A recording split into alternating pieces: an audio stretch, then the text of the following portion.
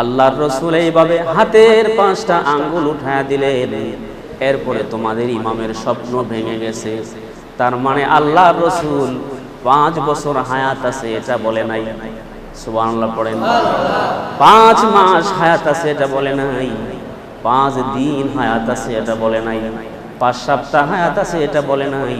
আল্লাহর রাসূলকে যখন প্রশ্ন করেছে নবীজি, দুনিয়ার জমিনে যদি জানতাম আমার হায়াত আর কয়দিন বাকি আছে, বাকি দিন তোমার ঘরের জিয়ারতে থাকতাম, আর মরার মুহূর্তে আগ মুহূর্তে আসি মদিনায় আইসা মহিলা মদিনায় যেথায় রাসূল ঘুমায় সেথায় আমার কবর হইতো, এটা চাইছিলাম।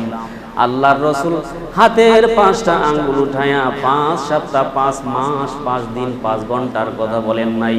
আল্লাহর রাসূল এইভাবে জবাব দিলেন, রে ইমামে মালিক, এমন 5টা জিনিস আছে যেই 5টা জিনিসের খবর আমি নবীজিকেও আল্লাহ জানায়া দেয় নাই। রাসূল আকরাম সাল্লাল্লাহু আলাইহি ওয়াসাল্লাম অনেক সময় স্বপ্নের আলোচনা সাহাবীদেরকে নিয়ে করতেন। সুবহানাল্লাহ। এবং মাঝে মধ্যে সাহাবায়ে কেরাম রাদিয়াল্লাহু তাআলা আনহুম আজমাইনদের রাতে কেউ কোনো স্বপ্ন দেখেছে কিনা সেই স্বপ্ন শুনতেন। এজন্য কেউ যদি রাতের বেলা কোনো স্বপ্ন দেখে তো তার উচিত স্বপ্ন যেমন তেমন মানুষের কাছে ব্যক্ত না করা, যার তার কাছে স্বপ্ন ব্যক্ত না করা। কথাটা মনে রাখেন। রাতে একটা স্বপ্ন দেখলেন, স্বপ্নটা ভালো হইতে পারে মন্দ হইতে পারে, তবে উচিত হলো যার তার কাছে স্বপ্ন ব্যক্ত না করা, প্রকাশ না করা। কারণ স্বপ্ন যার কাছে ব্যক্ত করলেন বললেন, সেই ব্যক্তি যেমন ব্যাখ্যা দিবে তার ব্যাখ্যা অনুযায়ী তার ফলাফল হয়ে যেতে পারে। এজন্য বলা হয়েছে খাবার কিসি সে বয়ান না কারো, স্বপ্ন কারো কাছে বর্ণনা করা উচিত নয়। আমাদের আকাবিরদের মধ্য থেকে একজন বুজুর্গ ছিলেন ইবনে সিরিন রহমতুল্লাহি আলাইহি। ইবনে সিরিন রহমতুল্লাহি আলাইহি স্বপ্ন বিষয়ক বিশাল এক গ্রন্থ লিখে ফেলেছেন। কিতাবের নাম হচ্ছে তাবিরুর রুইয়া। কিতাবের নাম কি? তাবিরুর রুইয়া, স্বপ্নের ব্যাখ্যা। যদি শুনেন আশ্চর্য হবেন। যেমন ইমাম মালিক রহমতুল্লাহি আলাইহি একদিন স্বপ্ন দেখছেন। ইমাম মালিক রহমতুল্লাহি আলাইহি বড় একজন আলেম ছিলেন এবং বুজুর্গ আলেম ছিলেন। শরীয়তের 4 জন ইমাম। কয়জন ইমাম? 4 জন ইমাম। তার মধ্যে অন্যতম ইমাম হচ্ছে ইমামে মালিক রহমতুল্লাহি আলাইহি। ইমাম মালিক রহমতুল্লাহি আলাইহি অনেক বড় আলেম ছিলেন। তার প্রমাণ হলো পৃথিবীতে রাসূলের হাদিস খাতা কলমে কেউ লেখে নাই। সর্বপ্রথম যিনি লিখেছেন তিনি ইমাম মালিক রহমতুল্লাহি আলাইহি। আরো জোরে বলেন সুবহানাল্লাহ। বুখারী শরীফ তো পরে লেখা হয়েছে। মুয়াত্তা মালিক একটা কিতাবের নাম, মুয়াত্তা মুহাম্মদ একটা কিতাবের নাম। এই দুটো কিতাব তিনি রচনা করেছেন। সুবহানাল্লাহ। ইমাম মালিক রহমতুল্লাহি আলাইহি বাড়ি হচ্ছে মদিনায়। কোথায়? মদিনায়। তো মদিনায় যার বাড়ি, রাসূলের রওজা আছে কোথায়? কথা বলেন। মদিনায়। রাসূলের প্রেম ছিল অগাধ। ওনার ইচ্ছা ছিল, মনের তামান্না হচ্ছে যে আমি মরলে যেন মদিনা শহরে আমার কবর হয়। আর মনে মনে বলতেন, আল্লাহ তোমার ঘরের মহাব্বত ও আজমত আমার দিলে অনেক বেশি। যদি জানতাম আমার মরণ কবে হবে, নিশ্চিত হয়ে গেলে মরার আগে আমি আল্লাহর ঘর জিয়ারত কইরা মরার আগ মুহূর্তে আমি মদিনায় চলে আসতাম। এরই মধ্যে ভাবনা জল্পনা কল্পনার মাঝখানেই একদিন স্বপ্ন দেখে যে আল্লাহর রাসূল যাইতেছেন সামনে দিয়ে। এ তো মহা সুযোগ। আচ্ছা, যেমন তেমন লোক কি রাসূলকে স্বপ্ন দেখে? হ্যাঁ, রাসূল যখন সামনে দিয়ে যাচ্ছে এটা তো সৌভাগ্য। উনি রাসূলকে দেখা সালাম দিয়ে জিজ্ঞাসা করলেন, ও আল্লাহর রাসূল, আমি তো পেরেশান অবস্থায় দিন রাত কাটাচ্ছি, আমি জানতে চাই আপনার কাছে যে আমার হায়াত আর কয়দিন বাকি আছে। আমার মুসলমান ভাইরা, যেই মাত্র তিনি আল্লাহ রসুলকে প্রশ্ন করলেন, নবীজি আমি জানতে চাই পৃথিবীতে আমার আর কয়দিন হায়াত বাকি আছে। আল্লাহ রসুল এইভাবে হাতের 5টা আঙ্গুল উঠায়া ইশারা করলেন। যেই মাত্র আল্লাহ রসুল এইভাবে হাতের 5টা আঙ্গুল উঠায়া দিলেন, সাথে সাথে ইমাম মালিক রহমতুল্লাহি আলাইহির ঘুম ভাঙা গেছে। হঠাৎ করে স্বপ্ন থেকে ঘুম ভাঙা গেলে মানুষ বিচলিত হয়ে যায়, কি বলুন ঠিক কিনা? এখন হঠাৎ করে ঘুম ভাঙার কারণে ওনার স্বপ্নটাও তো আর পূর্ণ হলো না। নবীজিকে জিজ্ঞাসা করেছেন, আমার হায়াত আর কয়দিন বাকি? আল্লাহর নবী মুখে কিছুই বললেন না, এইভাবে হাতের 5টা আঙ্গুল উঠায়া ইশারা করলেন। এখন ইমাম মালিক রহমতুল্লাহি আলাইহির মনে প্রশ্ন হলো, আরে আল্লাহ রসুলের কাছে জানতে চাইলাম আমার হায়াত কয়দিন বাকি। আল্লাহর রসুল হাতের 5টা আঙ্গুল উঠাইছে, এখন কি আমার হায়াত 5 বছর বাকি, নাকি 5 মাস বাকি, নাকি 5 সপ্তাহ বাকি, নাকি 5 দিন বাকি? এখন পেরেশানি আরো বাড়ছে। যা, এতদিন জানছিলাম না তাই ভালো ছিল, এখন স্বপ্নের মাধ্যমে আরো বেজালে পড়লাম। কি বলুন ঠিক কিনা? এখন পেরেশানিতে ওনার আর সারা রাত্রে ঘুম হয় নাই। আমার মুসলমান ভাইরা বারবার তিনি ভাবছিলেন কি আমার হায়াত কি 5 বছর বাকি আছে, নাকি 5 মাস বাকি, নাকি 5 সপ্তাহ বাকি, নাকি 5 দিন বাকি? এইভাবে করে তিনি রাত্রটা পার করে ফজরের নামাজ পড়ে অন্যদিন মুসাল্লায় বসে বসেই তিনি জিকির আজকার করতেন। সেদিন মনটা ভারাক্রান্ত করে বসে আছেন, আর ভিতরে ভিতরে রাতের স্বপ্নটাকে তিনি ভাবতেছিলেন। এমন মুহূর্তে খাদেম আয়েশা জিজ্ঞাসা করে, হযরত জি, প্রতিদিন আপনি নামাজের মুসাল্লায় বসে আপনি জিকির আজকার করেন, মনটা প্রফুল্ল থাকে, সকালবেলা কিন্তু ঘুম থেকে উঠলে আর ফজরের নামাজ পড়ার পরে মনে একটা ভাবসাব থাকে অন্যরকম। কি বলুন ঠিক কিনা? যারা দৈনন্দিন ফজরের নামাজ পড়েন না তারা তো আর বুঝবেন না ফজরের নামাজে কি মজা। ফজরের নামাজ পড়ার পরে মনে হবে যেন আমার শরীরটা হালকা লাগছে, পাতলা লাগতেছে। কি বলুন ঠিক কিনা? মাওলা পাকের হুকুম আদায় করার পরে মনটা একটু ফুরফুরে থাকে, হৃদয়টা একটু প্রশান্ত থাকে, মনে একটা শান্তি বিরাজ করে সকালবেলা। তো উনি আইসাই দেখতেছেন হুজুরের মনটা খারাপ। কি হয়েছে? দেখো রাতে তো এই স্বপ্ন দেখলাম, এখন তো পেরেশানিতে আর আমি টিকতে পারতেছি না, এখন পেরেশানি আগের তুলনায় আরো বৃদ্ধি পাইছে, বাড়ছে। তো কাজ করো, আমি যে স্বপ্নে দেখেছি, রাসূলকে যে স্বপ্ন দেখছি, এই কথা কারো কাছে বলবা না। সুবহানাল্লাহ বলেন। আমরা হলে কি করতাম? যার সাথে দেখা তারই বলতাম যে আজকে রাত্রে তো কাজ হয়েছে। কি কাজ হয়েছে? যে রাসূলের সাথে আমার দেখা হয়েছে, বলে বেড়াইতাম। কি বলুন ঠিক কিনা? আমি যে রাসূলের সাথে আমার দেখা হয়েছে এটা কারো কাছে বলবে না। আর এমন কি বর্তমান যুগে মুহাম্মদ ইবনে সিরিন রহমতুল্লাহি আলাইহি সবচেয়ে বড় স্বপ্নের ব্যাখ্যাকার, ওনাকে স্বপ্নের ব্যাখ্যাতা বলা হয়। ইবনে সিরিন রহমতুল্লাহি আলাইহির কাছে গিয়ে বলবে যে এক ব্যক্তি এই স্বপ্ন দেখছে, আমার নাম বলবো না। তে খাদেম দেয়া বলছেন, হযরত জি, আসছিলাম একটা বিষয় নিয়ে আলাপ করার জন্য। এই বিষয় এক ব্যক্তি এই স্বপ্ন দেখছে, এখন ব্যাখ্যাটা বলে দেন। আমার মুসলমান ভাইরা, মুহাম্মদ ইবনে সিরিন রহমতুল্লাহি আলাইহি বলেন, ও যুবক, এই স্বপ্ন কে দেখেছে বলো? কয় হুজুর নাম বলতে নিষেধ করেছেন। কয় যতক্ষণ পর্যন্ত নাম না বলবে ততক্ষণ পর্যন্ত আমি মুহাম্মদ ইবনে সিরিন তোমার স্বপ্নের ব্যাখ্যাও করে দিব না। নাম না বললে স্বপ্নের ব্যাখ্যা হবে না, নাম বলতে হবে। তবে শোনো, আমার মন সাক্ষী দেয়, এই মদিনাতুত তয়্যিবার মাঝে ইমাম মালিক রহমতুল্লাহি আলাইহি হলেন সবচেয়ে বড় আলেম, সবচেয়ে বিজ্ঞ আলেম। আমার দিল বলে ইমাম মালিক রহমতুল্লাহি আলাইহিকে ছাড়া এত বড় স্বপ্ন কেউ দেখতে পারে না।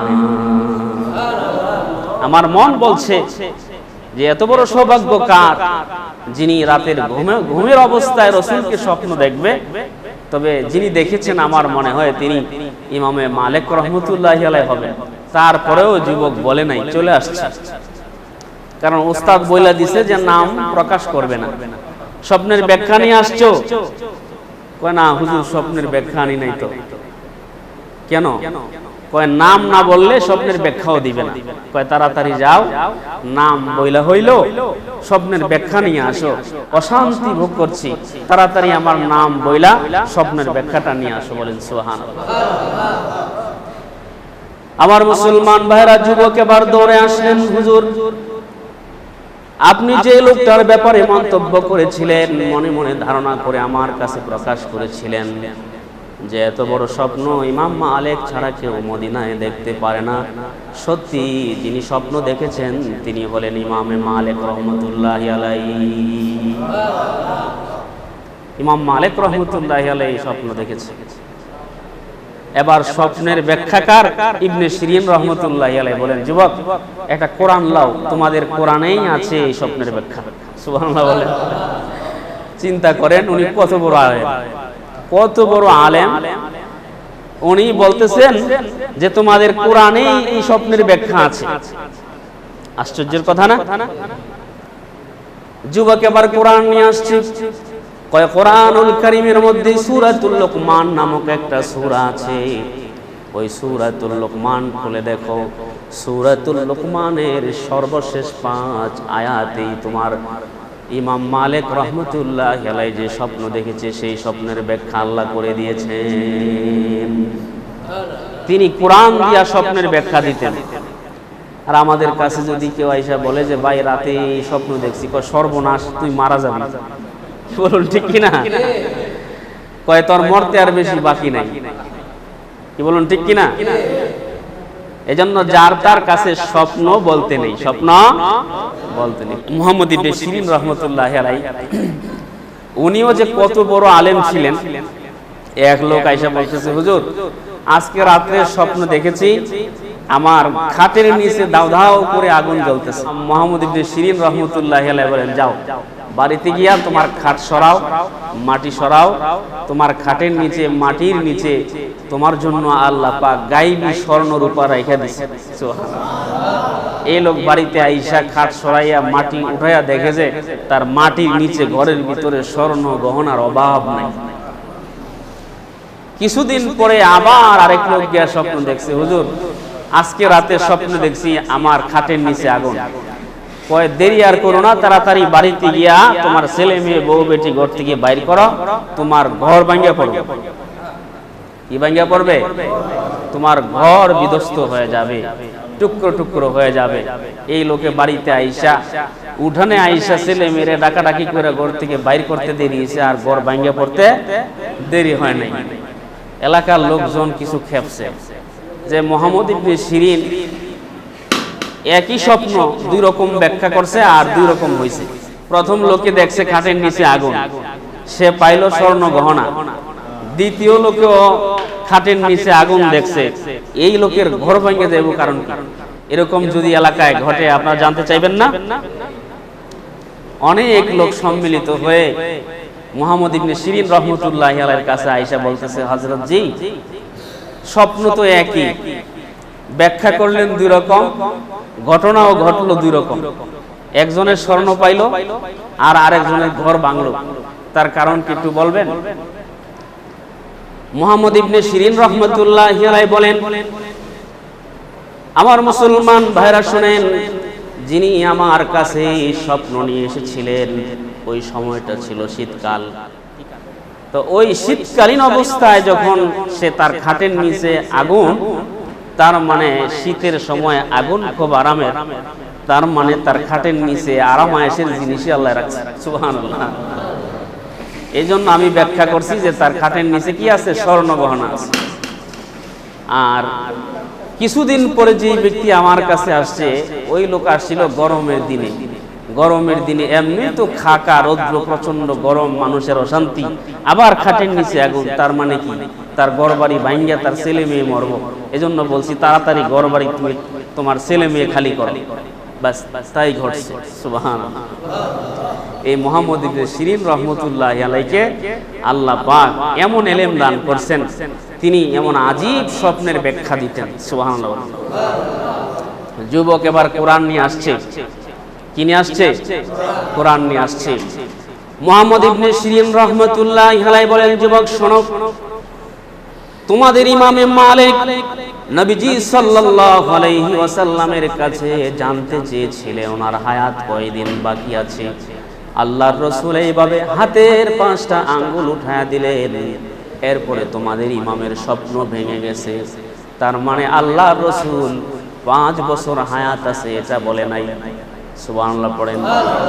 5 মাস হায়াত আছে এটা বলে নাই। 5 দিন হায়াত আছে এটা বলে নাই। 5 সপ্তাহ হায়াত আছে এটা বলে নাই। আল্লাহর রাসূলকে যখন প্রশ্ন করেছে, নবীজি দুনিয়ার জমিনে যদি জানতাম আমার হায়াত আর কয়দিন বাকি আছে, বাকি দিন তোমার ঘরের জিয়ারতে থাকতাম, আর মরার মুহূর্তে আগ মুহূর্তে আসি মদিনায় আইসা মহিলা মদিনায় যেথায় রাসূল ঘুমায় সেথায় আমার কবর হইতো, এটা চাইছিলাম। আল্লাহর রাসূল হাতের 5টা আঙ্গুল উঠায়া 5 সপ্তাহ 5 মাস 5 দিন 5 ঘন্টার কথা বলেন নাই। আল্লাহর রাসূল এইভাবে জবাব দিলেন, রে ইমামে মালিক, এমন 5টা জিনিস আছে যেই 5টা জিনিসের খবর আমি নবীজিকেও আল্লাহ জানায়া দেয় নাই। দেখছেন নাকি তামাশা? আর কি ব্যাখ্যা করছেন স্বপ্নের? এমন 5টা জিনিস আছে যেই 5টা জিনিস আমি নবীজিকেও আল্লাহ জানায়া দেন নাই। তার মধ্যে এই আয়াত আল্লাহ তাআলা কোরআনে দিয়েছেন। এবার মুহাম্মদ ইবনে সিরিন রাহমাতুল্লাহি আলাইহি সূরাতুল লুকমানের সেই 5টা আয়াত পড়ে শোনাচ্ছেন। 1 নম্বরে হচ্ছে ইন্নাল্লাহা ইনদাহু ইলমুস সাআ, কিয়ামত কখন হবে আমি নবীজিও জানি না। সুবহানাল্লাহ। 5 আঙ্গুলের 1 নাম্বার ব্যাখ্যা, কিয়ামত কখন হবে আমিও জানি না। 2 নম্বর হচ্ছে ইন্নাল্লাহা ইনদাহু ইলমুস সাআ ওয়া ইউনাজ্জিলুল গায়সা, বৃষ্টি কখন বর্ষণ হবে এটা আল্লাহ ছাড়া কেউ জানে না।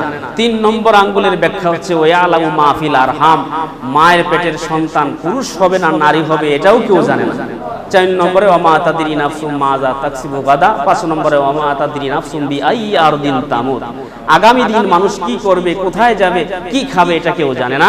5 নম্বর কোন জায়গায় মানুষ মরবে এটাও কেউ জানে না। সুবহানাল্লাহ। তাহলে ইমাম মালিক রাহমাতুল্লাহি আলাইহির স্বপ্নের ব্যাখ্যা মুহাম্মদ ইবনে সিরিন রাহমাতুল্লাহি আলাইহি দিলেন কোরআন থেকে। দিলেন কোথায় থেকে? এত বড় আলেম ছিলেন। রাসূল আকরাম সাল্লাল্লাহু আলাইহি সাল্লাম সাহাবা একরামদের স্বপ্ন নিজে শুনতেন এবং মাঝে মধ্যে সাহাবা একরাম যদি বলতেন যে আমরা স্বপ্ন দেখি নাই, তখন আল্লাহর রাসূল বলতেন যে আজকে রাতে আমি স্বপ্নে দেখেছি। সুবহানাল্লাহ বলেন।